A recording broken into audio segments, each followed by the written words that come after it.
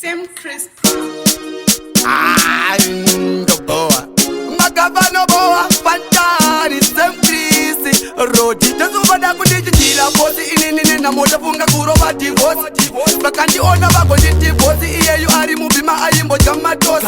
Daimbo manya ndakurova slow motion Ndavachitira visita ocean Nyacha zakandi zodzongela ocean Ngoma kugeza pinda proportion Dayani musoja rova slow motion Ndavachitira visita ocean Nyacha zakandi zodzongela ocean Ngoma kugeza pinda proportion Ngoma dzakaplazwa nengoma Zese mustanga ndingapiwa foroma Maninja tisu tova varonge boma Tavachamisa vakasika unge ngoma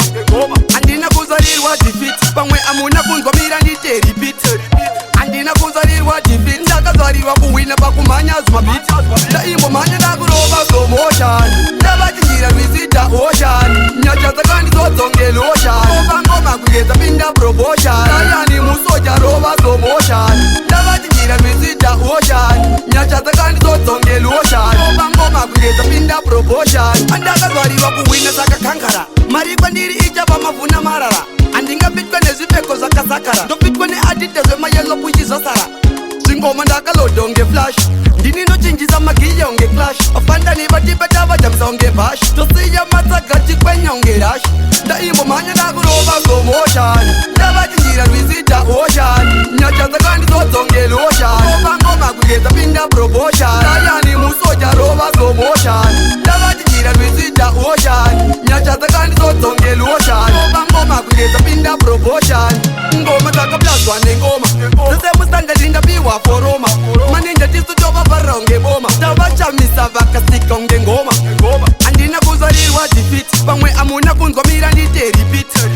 Andina kuzarirwa defeat Ndakazwarirwa kuwina pakumanya zumabit Daimbo manya ndakurova slow motion Ndavachitira visita ocean Nyacha zakandi zodzongela ocean Ngoma kugeza pinda proportion Dayani musoja rova slow motion Ndavachitira visita ocean Nyacha zakandi zodzongela ocean Ngoma kugeza pinda proportion Andakazwarirwa kuwina sakakankara Mari kwandiri ichava mavuna marara Andingapitwa nezvipfeko zvakazakara Ndopitwa neadite zvemayelo puchizosara Zvingoma ndakaloda unge flash Ndini nochinjisa magiya unge clash Vafandani vatipeta vajamisa unge bash Tosiya matsagati kwenya unge rush Ndaimbo manya ndakurova slow motion Ndavachitira visita ocean